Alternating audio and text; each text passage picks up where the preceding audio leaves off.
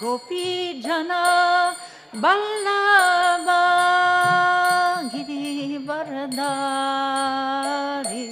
Jaya Gopi Jana Ballabha Giri Varadari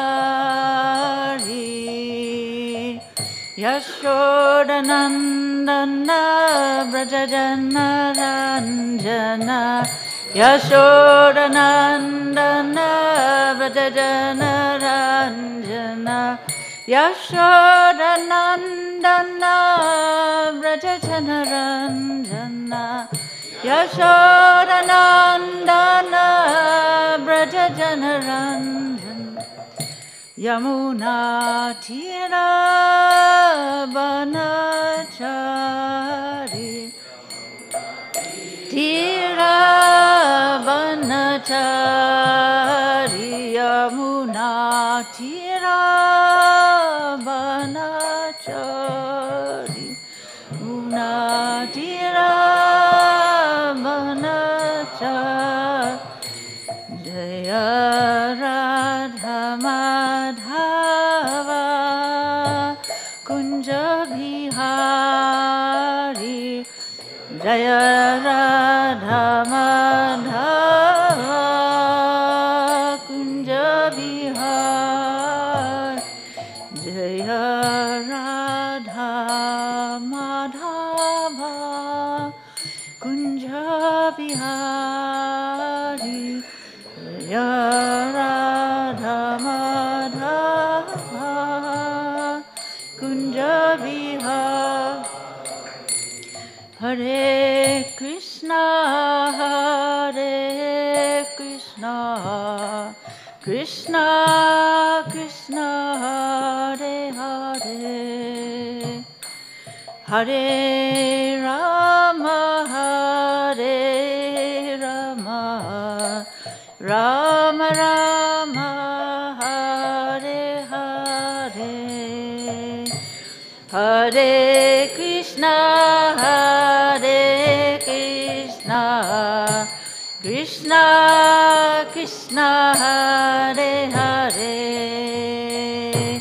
Hare Rama, Hare Rama, Rama Rama, Hare Hare, Hare Krishna, Hare Krishna, Krishna Krishna, Hare Hare, Hare Rama, Hare Rama, Rama Rama, Hare Hare,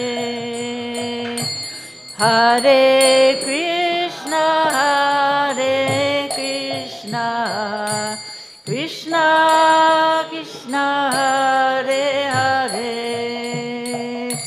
Hare Rama, Hare Rama, Rama Rama, Hare Rama. Jaya Radha Gopinatha, Radha Gopinatha, Radhe Radha Gopinatha, Radha Gopinatha, Radhe Jaya Gopalnachi, Jaya Gopalnachi, Jaya Gopalnachi, Jaya Gopalnachi, Gopalnachi, Jaya Gopalnachi, Jaya Gopalnachi, Jaya Gopalnachi, Jaya Goranita, Jaya Goranita, Jaya Goranita, Jaya Goranita, Jaya Goranita, Jaya Goranita, Jaya Goranita, Jaya Goranita, Prabhupada, Prabhupada, Prabhupada, Srila Prabhupada, Jaya Jaya Prabhupada, Prabhupada, Prabhupada, Srila Prabhupada. Anantalila Pravishta Om Vishnupad Paramansa Pariprajakacharya Astritara Satya Srimad Shila Abhay Charanara Vinda Bhakti Vedanta Goswami Maharaj Prabhupada Ki Jai. Anantalila Pravishta Om Vishnupad Paramansa Pariprajakacharya Astritara Satya Srimad Shila Bhakti Siddhanta Saraswati Goswami Maharaj Prabhupada Ki Jai. Ananta Koti Vaishnava Vrinda Ki Jai. Namacharya Shila Haridas Thakur Ki Jai. Prem se kaho Shri Krishna Chaitanya Prabhu Nityananda Shri Advaita Gadadhar Shri Vasadi Gaura Bhakta Vrinda Ki Jai. Shri Shri Radha Krishna Gogopinath Shyam Kunda Radha Kundi Giri Govardhana Ki Jai. Shri Vrindavan Mathura Dhama Ki Jai. Navadip Mayapur Dhama Ki Jai. Shri Tulsi Devi Bhakti Devi Ki Jai. Shri Jagannath Puri Dhama Ki Jai. New Hastinapur Jagannath Puri Dham Ki Jai. Shri Harinam Sankirtan Ki Jai. Book Distribution Ki Jai. All glories to the assembled devotees. All glories to the assembled devotees. All glories to the assembled devotees. All glories to Shri Guru and Shri Gauranga. All glories to Srila Prabhupada. Om Namo Bhagavate Vasudevaya. Om Namo Bhagavate Vasudevaya. Om Namo Bhagavate Vasudevaya. Om Namo Bhagavate Vasudevaya.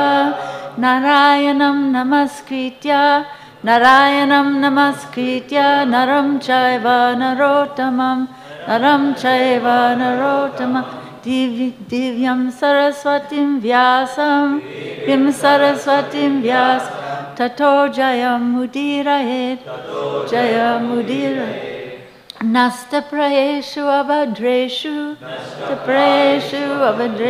Nityam Bhagavata Sevaya Nityam Bhagavata Sevaya Bhagavati Uttama Shloke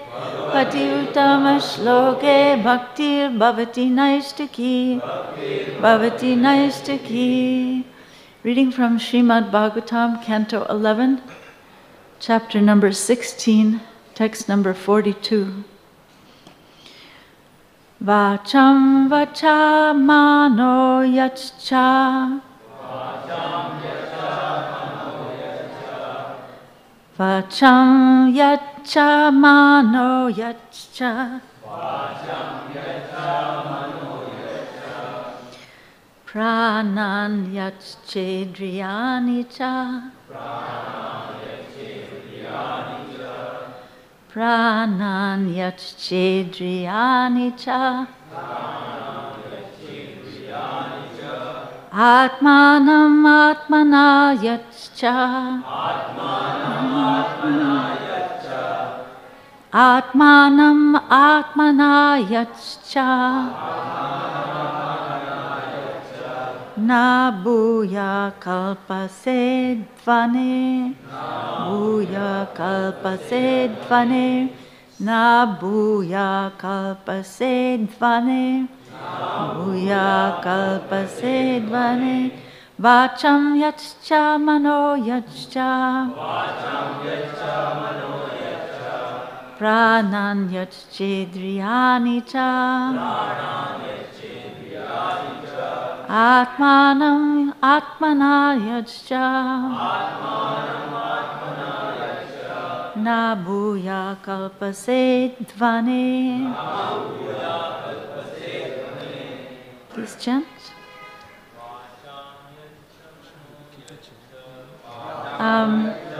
Maybe that would be good.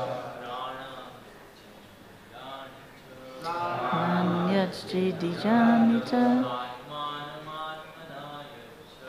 Atmanam atmana yachcha. Na bhuya kalpasedvane. Cham yachcha mayo yachcha. Pranan yachchedriyani cha. Atmanam Atmana Yajcha Bhuya Kalpase Dvane. So then is there a table?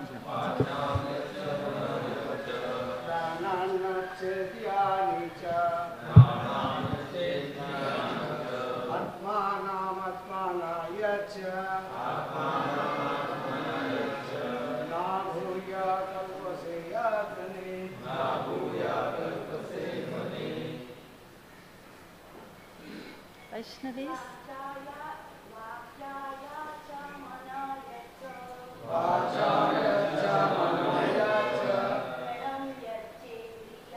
They are looking for the table. It's okay then.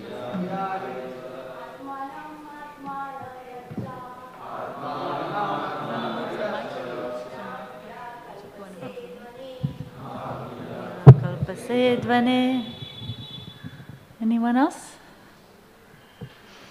Vacham Yachcha. Oh, sorry. Vacham, speech. Yachcha, control. Manaha, the mind. Yachcha, control. Pranan, your breathing. Yachcha, control. Indriyani, the senses. Cha, also. Atmanam, the intelligence. Atmana, by purified intelligence. Yachcha, control. Na, never. Bhuyaha, again. Kalpase, you will fall. Advane, on the path of material existence. Therefore, control your speaking, subdue the mind, conquer the life air, regulate the senses, and through purified intelligence, bring your rational faculties under control. In this way, you will never again fall onto the path of material existence. Please repeat. Therefore, control your speaking, subdue the mind, conquer the life air, regulate the senses, and through purified intelligence, bring your rational faculties under control. In this way, you will never again fall onto the path of material existence. Purport by the disciples of Srila Prabhupada. One should see all things as expansions of the Supreme Lord's potency, and thus with speech, mind, and words, one should offer respect to all things without minimizing any living entity or material object. Since everything belongs to the Lord, everything ultimately should be engaged in the Lord's service with great care. A self-realized devotee tolerates personal insult and does not become envious of any living entity, nor does he see anyone as his enemy. This is practical enlightenment. Although a pure devotee may criticize those who obstruct the Lord's mission, such criticism is never personally motivated, nor is it ever based on enviousness. An advanced devotee of the Lord may chastise his followers or criticize the demoniac, but only to carry out the mission of the Supreme Lord, and never out of personal enmity or enviousness. For one who completely gives up the material conception of life, there is no possibility of entering again onto the path of birth and death.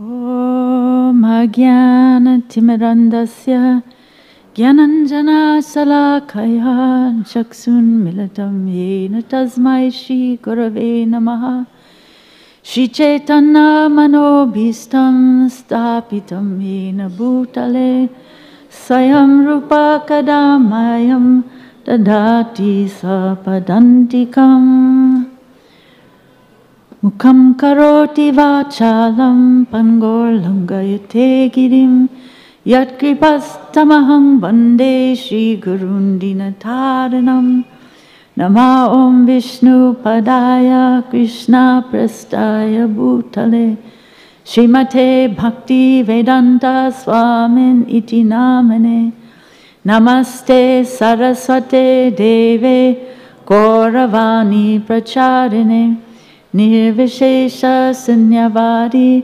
Paschatya Deshatarine Vanchakalpatarubhyascha Kripa Sindhu Bhaevacha Patitanam Pavanebhyo Vaishnavebhyo Namo Namaha Jai Shri Krishna Chaitanya Prabhu Nityananda Shri Advaita Gadadhar Shivasadi Gaura Bhaktivinoda Hare Krishna Krishna Krishna Hare Hare Hare Rama Rama Rama Hare Hare.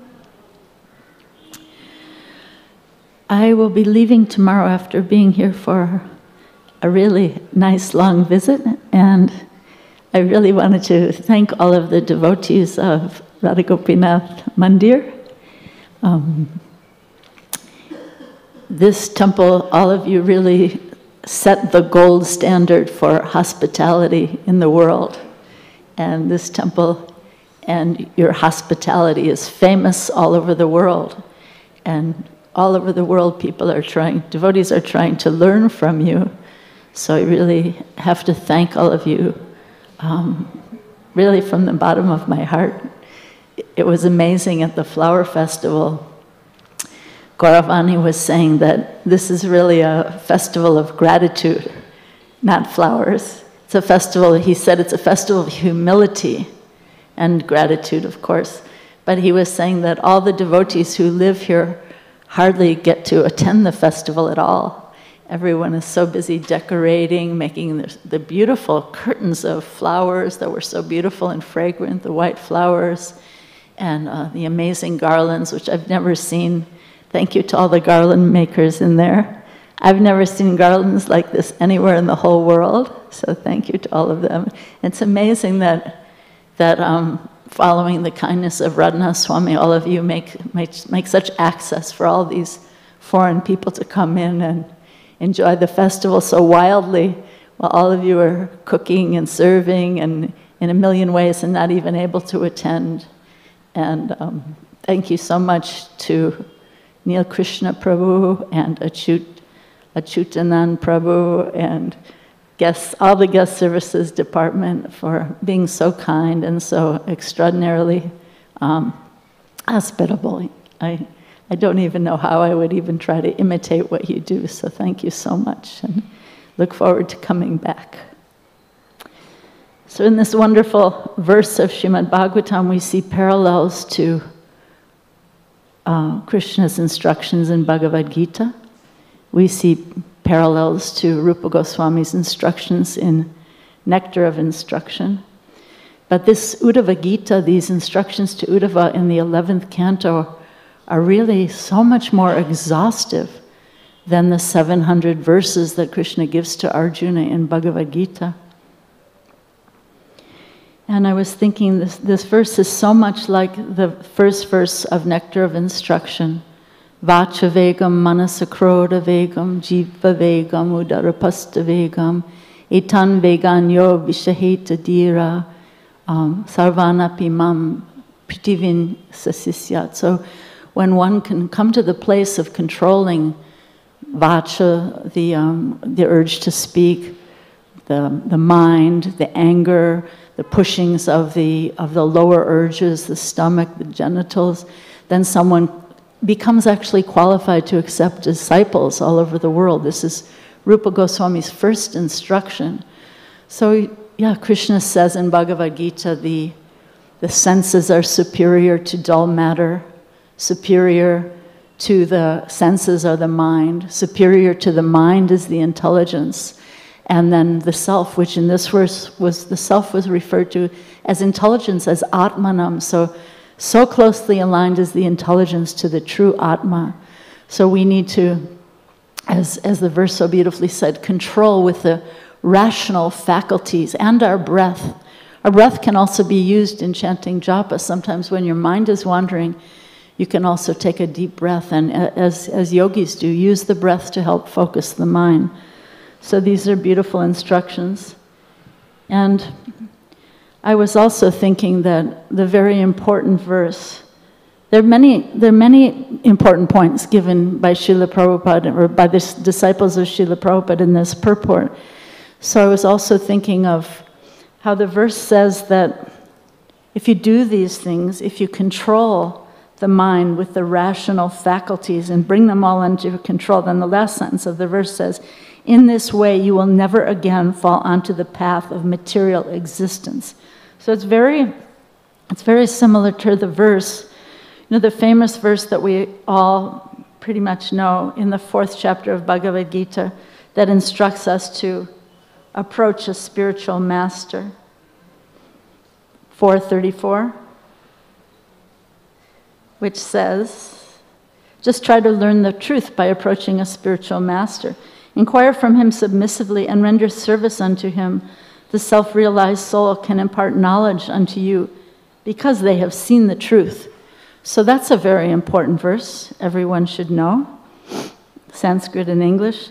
But then the verse that follows that is also just as important because it actually explains to us, what is that truth? Okay, so from the self-realized souls, we can learn the truth. Okay, so you might ask, what is the truth? So in the next verse, Krishna says, having obtained real knowledge from a self-realized soul, you will never again fall into such illusion. For by this knowledge, you will see that all living beings are but part of the Supreme, or in other words, they are mine, Krishna says. So this is truth. This is knowledge, to understand that every living being, no matter what they look like, no matter what culture or community or color they're all part of the Supreme and beloved to Krishna. And then in the purport, Prabhupada says so beautifully, he says, the sense of an existence separate from Krishna is called Maya. Yeah, and then he goes on to explain more. So the sense of separate existence, this is Maya, when we see something or someone as separate from Krishna. I was reminded of the beautiful installation ceremony that just happened last week at the Govardhan Eco-Village, where the deities of Madan Mohan, Srimati Radharani, and Srimati Lalita Saki were installed. And when the priests were doing this ceremony, there was a very interesting part of the ceremony where they were actually invoking all the demigods to come into the body of Madan Mohan. They were invoking all phases of time to come into Madan Mohan, all the planets, all the demigods, all the devatas, all the elements, all the modes of nature, and one after another, all of these, everything in existence was being invoked to enter into the body of Madan Mohan. And the priest was making such a beautiful point that by this process we have to understand that we only need to go to Krishna. We don't need to go to any other demigods. We don't need to go to any astrologer. We don't need to go anywhere except to Krishna, to have that faith. This is called faith, that all the purposes of my existence will be served if I just take shelter of Krishna. It was a very beautiful thing to see. But in material consciousness, the material mind, we think someone is my enemy, someone is my friend. But we should understand only that materialistic mind, in fact, is my enemy. That no one is my enemy except within my own materialistic mind that brings me under the illusion that anything is separate from Krishna. And Prabhupada says that this is practical enlightenment, to understand, to not be envious, to understand that no one is my enemy. This is practical enlightenment, he says. So in the material world, we think we have so many enemies. The mother-in-law thinks the daughter-in-law is her enemy. The daughter-in-law thinks the mother-in-law is her enemy. Everyone, maybe if you're working for someone, you might think my boss is so cruel, he's my enemy. Or maybe if you're so many people who cause anxieties or problems in your life, maybe they are my enemies. But in fact, the only enemy is within that materialistic mind who's trying to create this web of illusions within our hearts to think in this way. But in fact, nothing is actually separate from Krishna. In that beautiful video of Srila Prabhupada, it's very hard to watch, but that film that Yadubar and Vishaka Prabhu's made of Srila Prabhupada in I think it's called The Final Lesson, where he says they're filming him and he's just lying on his bed and translating verses in the most amazing way, translating the final verses of Srimad Bhagavatam, 10th Canto, the final ones that he completed. So he says, everything is moving, acting under the supreme desire of Krishna. This consciousness is called Krishna consciousness. So just imagine if we could just dwell always in that consciousness that everything is moving, even when something comes up against me in my life or some obstacle or some problem, that everything is moving under the supreme will of Krishna. And this is another test, how I can again take shelter of Krishna with my full heart and mind.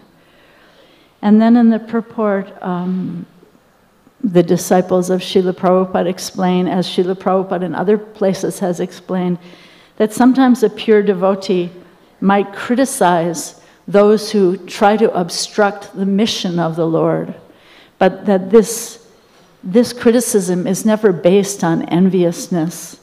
How does he put it? It's never based on enviousness, or it's never personally motivated. So if you read Srila Prabhupada's books, sometimes you'll find in his books, especially in the purports to Chaitanya Charitamrita, you'll read these little kind of digs that Prabhupada gives for people who are trying to obstruct the mission of the Lord. He gives these digs to his own personal godbrothers, sometimes to ISKCON managers. Many instructions, if you're in a position of management, those are very good purports to read because Prabhupada is very instructive in those purports. So Srila Prabhupada had great attention to detail, as Radhanath Swami also similarly said, that love means great attention to detail. So Prabhupada was very exacting about things and how things should be done. I remember once in Mayapur, he saw some cobweb or something up in the ceiling, and he's walking with his cane, and all the big managers, sannyasis are following behind him. And he's chastised them. He points up to the cobweb, and he said, "Oh, you can only look down, you cannot look up." You know, so exacting, so many instructions in such exacting ways. So, yeah, the pure devotee is always absorbed in Krishna consciousness, and he wants everything to be very super excellent for the service of the Lord. And a pure devotee is also, Prabhupada once said, is so absorbed in Krishna that he does not know if his coat is on or off. He's so absorbed in Krishna that he does not know if his coat is on or off. So there's another important instruction given in Nectar of Devotion where Rupa Goswami, in the 8th verse, he gives what he calls the essence of all advice. Tannama rupa charitadi sukirtananu smitokramena rasana manasi niyojya chistan vraje tad anuragi jananugami kalam nayat akilam iti upadesha saram. So some people call Nectar of Instruction 15 minutes with a genius. Such a short book, only a few short verses. 15 minutes with the genius. So what is the essence of all advice from that great genius, Srila Rupa Goswami? He says the essence of all advice is that one should utilize one's full time, 24 hours a day, in nicely chanting and remembering the Lord's divine name, transcendental form, qualities, and eternal pastimes, thereby gradually engaging one's tongue and mind. In this way, one should reside in Vraja, Goloka, Vrindavan Dham, and serve Krishna under the guidance of devotees. One should follow in the footsteps of the Lord's beloved devotees who are deeply attached to his devotional service.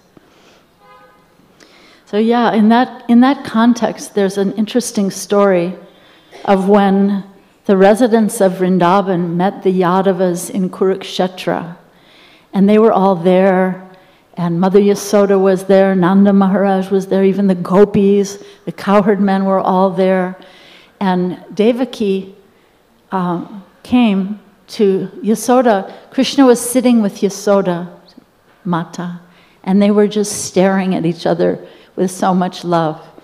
And Devaki, of course, these are all transcendental leelas, so we shouldn't think in a materialistic way about any of them, but these lessons are there to teach us. So Devaki, in a kind of a, like in America they might say, a left-handed compliment, you know this, it's kind of like a little dig.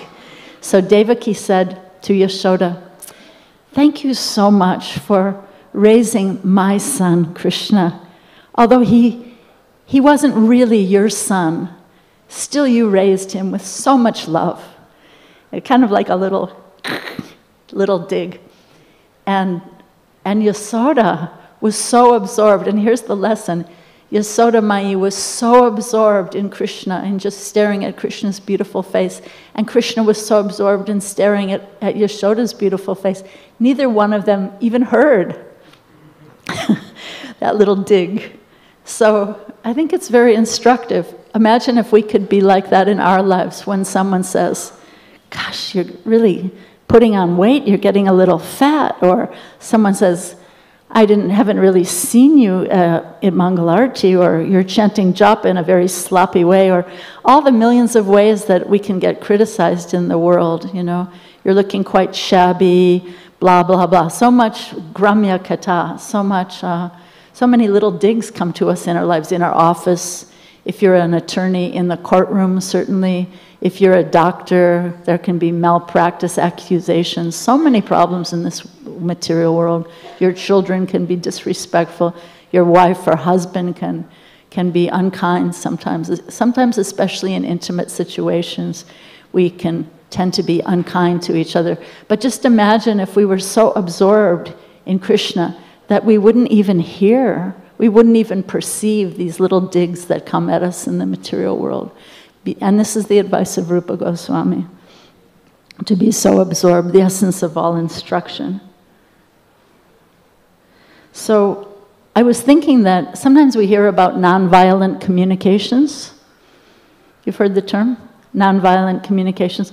And when a relationship is fragile, when you're preaching to someone brand new at the temple, or on the street, or maybe with children, or maybe, when the relationship is not so thick.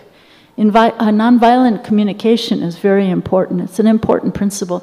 But sometimes we see that when the relationship becomes very thick in love, sometimes we may perceive that the relationship is, the communication can even be a little bit violent, right? We see so many stories of chastisements by Srila Prabhupada. Even in the last days, Srila Prabhupada, his godbrothers all came to his room in Vrindavan. Srila Prabhupada was apologizing to them that, "I have spoken a little strongly. I have been critical of all of you. Please forgive me."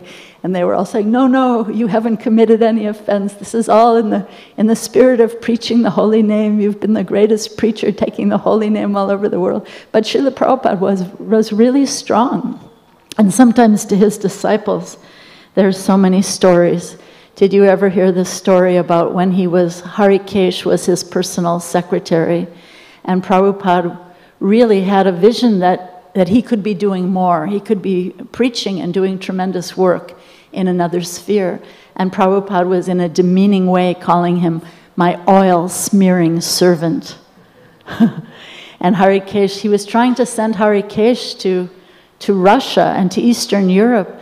And Harikesh was saying, but Prabhupada, what will I eat there? And Prabhupada said, eat meat. Prabhupada said, not to be taken literally, of course. But Prabhupada said, eat meat, you go there. And it was shocking, you know, how extreme the communication was, right? So this is when the love is very, very thick. Any of you have an example of a story like that? Have you ever been chastised by Radhanath Swami? Any of you want to volunteer a story? Have any of you ever been chastised? I know Gauranga Prabhu, I don't know that he's here, but he gets it a lot. Because the relationship is so thick. He gets it a lot. I heard a story from Govardhaniko village the other day that some Maharaj Radhanath Swami saw some light that was on, some very glaring, disturbing light that was on, that he likes everything to be so nicely done, but there was some kind of terrible glaring light. And he was saying, who put this light here? This is terrible. And then he picked up a rock and he said, if you don't get this light out of here within 30 seconds, I'm going to smash it. And all the brahmacharis went running to get that light out of there. And so this is love. This is when the love is very thick, but sometimes, of course, we have to be very gentle when the relationship is not so thick. There's another story of Srila Prabhupada in Philadelphia. There was a scholar who came, and he was an Indian man, and he was actually from a Vaishnava family, but he was teaching Hinduism in a university there. And he was very modernistic in his approach and kind of a fallen guy. And so he came to see Srila Prabhupada. And so they told Srila Prabhupada that this was a professor of Hinduism. And he says, Prabhupada said, so what is Hinduism? And he said, I do not know. No one knows. Something like that. I do not know. And Prabhupada turned to Bhakti Swarup Damodar Maharaj, who was sitting next to him, and he says, he is teaching, but he does not know. What does this mean? And Bhakti Swarup Damodar Maharaj said, it means cheater, Srila Prabhupada. It means he is a cheater. So heavy, you know, right in front of this big scholar. And Prabhupada said, yes, he is a cheater. So heavy. And what happened was, the whole community, especially the Indian congregation and community, became very disturbed that Srila Prabhupada has spoken so harshly to this respected scholar. Why is he doing this? Why is Srila Prabhupada so harsh? And it actually created a big stir in the community for quite a while. Everyone was sort of gossiping about why Srila Prabhupada was so harsh. But then what happened, I heard this story from Ravinda Swarup Prabhu, who was the temple president at that time. He's also a great scholar. And he said after some time, after some years, he again met that scholar. And that scholar said to him, he said, Prabhupada was right. I was a cheater. And Prabhupada brought me back to understanding correctly that who is Krishna. And what I need to understand to be authentic. So it's amazing that Prabhupada had that long-term vision, how to bring this person who was really posing as a scholar, how to bring him to the point of actual scholarship, of understanding who is Krishna and what is my relationship with Krishna. So that's a wonderful story. Any volunteers to tell an incident of when you got chastised? Or what about when someone else got chastised? What about from Shastra? Any examples of someone getting chastised by this thick relationship in scripture? In Bhagavatam or Chaitanya Charitamrita or anything? Any of you think of anything? What about Advaita Acharya? He was senior to Lord Chaitanya, right? So Lord Chaitanya was always so respectful to him. Actually, by his calls, Lord Chaitanya descended by the very calls of Advaita Acharya. We need to learn how to call out to Krishna's holy name from Advaita Acharya. So Lord Chaitanya was always very respectful to him. So Advaita Acharya was a little transcendently envious of the devotees, the other devotees who would get chastised by Lord Chaitanya. So he made a plot, and he started preaching Mayavadi impersonalist philosophy. And Lord Chaitanya became so angry that he just took up a stick and started to chastise Advaita. And Advaita was dancing in ecstasy. Finally, my wish is fulfilled.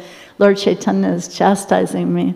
So such beautiful stories. These are wonderful stories. What about when Krishna was having his dialogue with Rukmini? He was so intense with Rukmini, telling her, you should really find another husband. I'm not really qualified. Nobody really knows where I come from. I'm just a cowherd boy. I'm not really an authentic king. So intense. And Rukmini, she was so beside herself that she eventually just fell over and fainted like a banana tree, right? But the love was so thick that he could speak to her like that. And then she came back in so many ways and defeated his words with transcendental knowledge. What about Radharani and Uddhava, right? Radharani was speaking to Uddhava in Vrindavan in such a harsh way. You are an unreliable servant of an unreliable master. How dare you come and speak to me like this? Has this brought up anything for you? Do you think of anything? An example of this thick love where the communication is not so non-violent? Yes?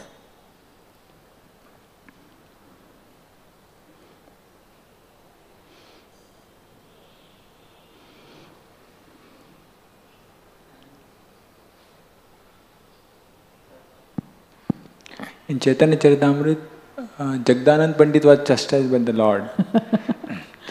Lord Chaitanya Mahaprabhu, when he advised Sanatana Goswami to go to Vrindavan. Right. So Lord says, you are fit to be Guru of whole world, fit to be my Guru. How can Jagdanand Pandit, how can Jaga advise you? This upstart, this Jaga, how dare he, right? And of course, their relationship was so thick. He bought some expensive oil to offer to Lord Chaitanya. Lord Chaitanya said, I'm not a materialistic person, I'm a sannyasi. How can I accept this oil? Jagadananda smashed it on the ground. I mean, imagine the cost of pure sandalwood oil at that time. He smashed it on the ground. So the relationship is so thick. Yeah. One other thing I just remembered that I wanted to say about the brahmacharis, Achyutanand Prabhu has been continuously giving son papri to my grandson Kirtan, continuously giving him boxes of son papri. And then yesterday when they were leaving, he said, we brahmacharis, we don't eat son papri. He said, we only give it. So how beautiful is that? That's so much gratitude that... Yeah, so this thick relationship. So what about Prabhupada and Tamal Krishna Maharaj? He was chastising Tamal Krishna Maharaj for so many things. And Tamal Krishna Maharaj, out of complete frustration, said to Prabhupada, well, I just might as well go to China.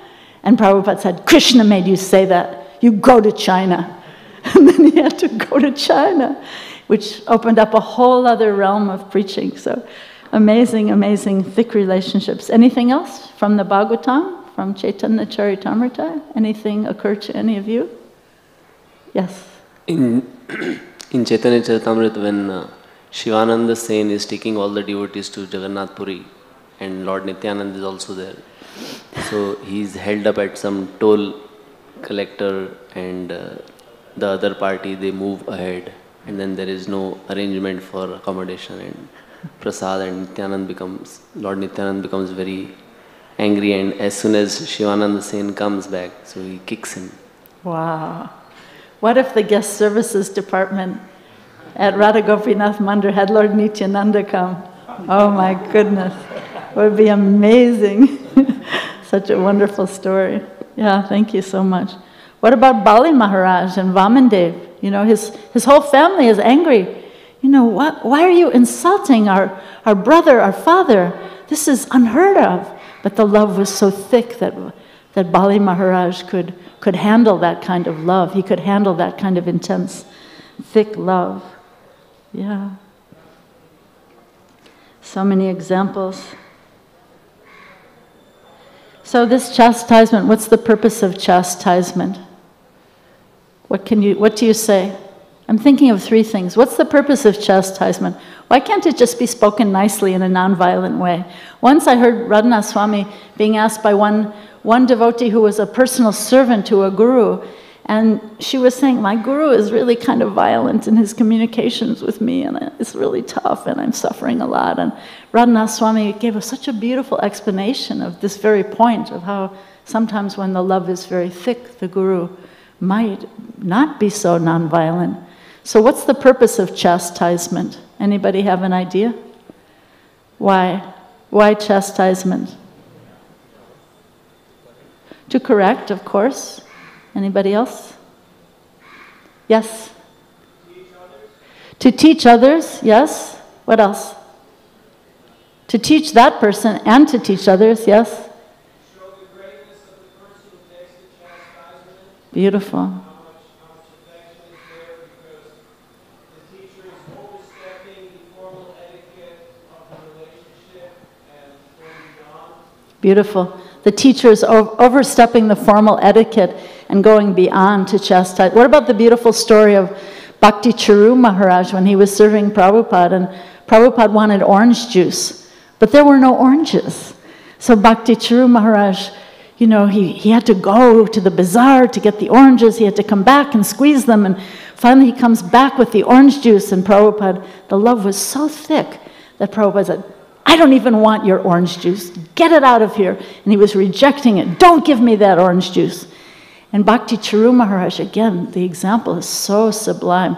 He just basically, by his love, he forced Prabhupada to accept the orange juice. He was like, you know, putting the orange juice there. No, get it out of here. I don't want your orange juice.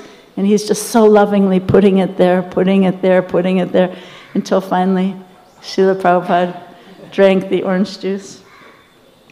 There's another story about a devotee named Kartikeya. He was a very sweet devotee, and he was serving Prabhupada as his personal servant at one time in Los Angeles, and he thought, wouldn't it be yummy to make halava out of wheat germ? Do you have wheat germ in India?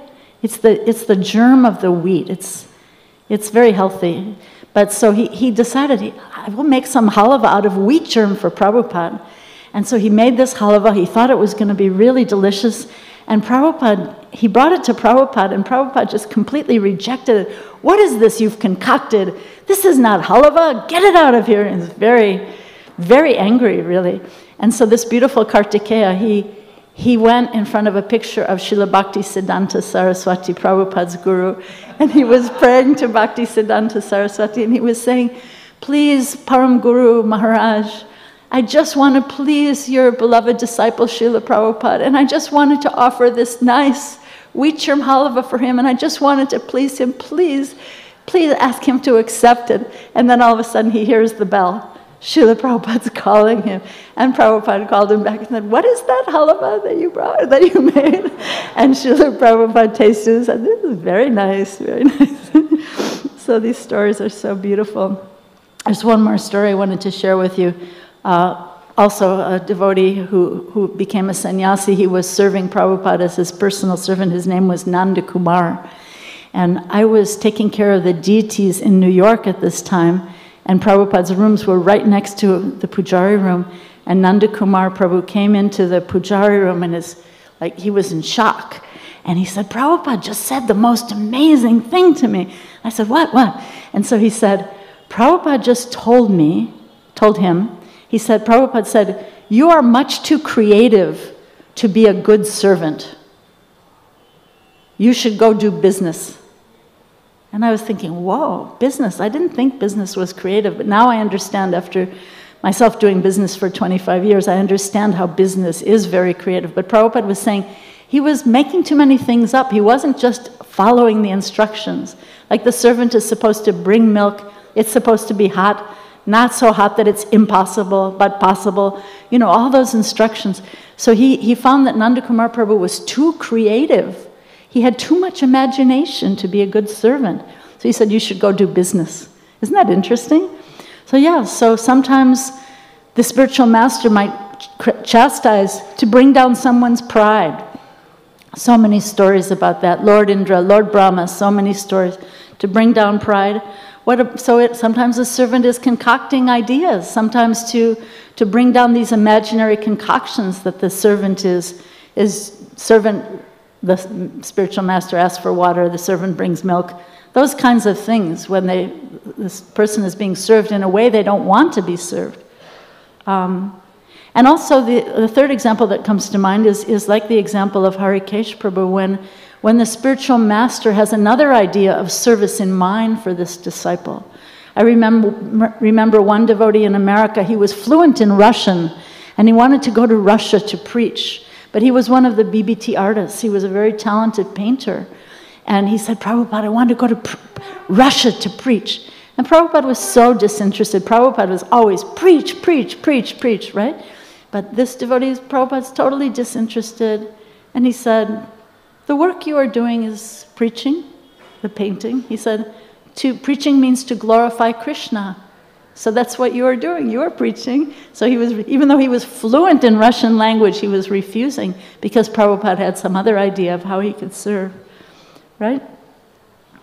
So, yeah, I want to leave some time for questions. There's so many stories. Let me just tell one other one that's so cute that I heard this on. Sometimes if you listen to these morning walk conversations or room conversations, there's so many sweet exchanges with Prabhupada. So I was listening to this conversation. They're coming back from the walk in Vrindavan, and Akshayananda Maharaj, who is the temple president in Vrindavan, is telling Prabhupada, we finally found a really good night guard, Prabhupada. He's going to make sure that the bell rings on time. He's really, really good, Prabhupada. We found him. Finally, we found the right person. And they're walking up to the mandir, and he's glorifying this person they found, and they come up, and then you hear a minute of silence. And Srila Prabhupada goes, another village idiot. Another village idiot, Prabhupada says. Amazing. And then I just want to give one more example. This one's also really good. So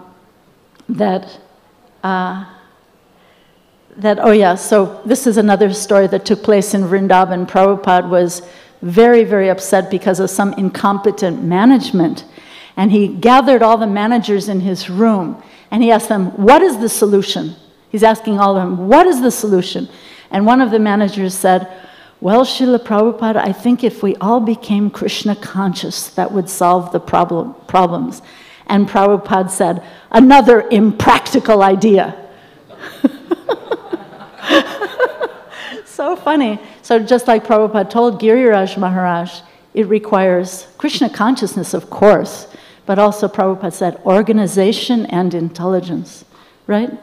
So just to recap in conclusion, we talked a little bit about not seeing anything separate from Krishna, being absorbed in Krishna, so when these little pokes and these little jabs come to us in the material world, we'll be so absorbed in Krishna that we won't even notice. We talked about the story of Devaki and Yasoda and Krishna in Kurukshetra. We talked about Srila Prabhupada's chastisements in the Bhagavatam. We talked about nonviolent communication and sometimes how when the love is thick, the communication may appear to even be a little bit so-called violent, right? So many thoughts, and thank you so much. Do you have any comments or questions or reflections? We have 3 minutes if the clock is right.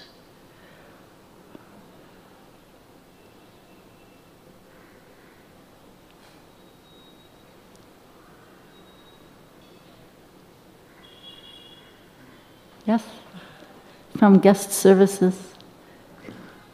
Thank you very much for your kind association. Very inspiring class.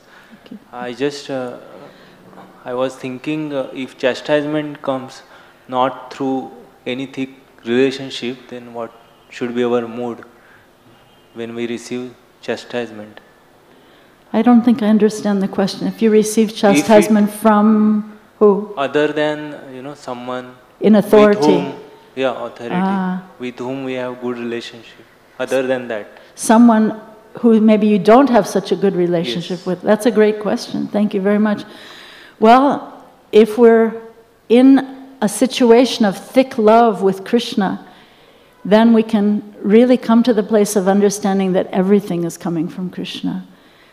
Just like Srila Prabhupada was told by an ordinary librarian once, don't print magazines, print books. People throw magazines away, but books they will keep. So Prabhupada took that instruction very seriously. It wasn't a chastisement. But even a chastisement, sometimes, if we're in that thick relationship with Krishna, we can take even chastisements that come from other places to be coming from Krishna. That's a very high degree of humility. I think it's a very important step to come to. When even a man on the street, what about the story of Radhanath Swami? He was sitting in the Delhi airport, and the quite proud environmental minister of the Indian government, Maneka Gandhi, she wanted to speak to him, and she said to him, really she was a stranger, right? And she said to him, she asked permission to come and speak with him. He said, of course. And she said, what are you useless swamis doing for the environment? All you do is pray all day. What are you really doing for the environment? So wow, that's a really kind of a slap in the face. So Radhanath Swami, because of his high consciousness, and he sees everything is coming from Krishna, he explained to her in a very profound way, which I'll tell afterwards, but then that was an inspiration to create Govardhan Eco Village. So look how seriously he took that chastisement coming from a stranger. And then the way he answered her in the moment was also very profound. He said, if we don't clean up the internal ecology of our hearts, then no matter how many mountains, how many rivers, how many oceans we clean, it will all just go right back to where it was, because our hearts are filled with greed and lust and overaccumulation. And no matter what we do, it will just go back to the state where it was if we don't clean the internal environment of the heart, which is such a profound instruction. But then he didn't just stop there. Then he went on to create Govardhan Eco Village. So this is high consciousness. It's not, sometimes we can't imitate it. Sometimes it really hurts our hearts. You go out to distribute books and someone says, you useless bum, why don't you get a job? You're so useless. You have to be a brahmachari living in an ashram because you couldn't get a job anywhere. Wow, that really hurts. But to take it in such a humble way, and thank you, sir, I will accept your instruction and try to become more humble. But would you just consider for one moment taking a look at one of these beautiful Srimad Bhagavatams given by Srila Prabhupada and Lord Krishna? Any other thoughts or questions? Reflections or questions? That was such a good question. Thank you. So the time is up. Thank you all so very much. Hare Krishna.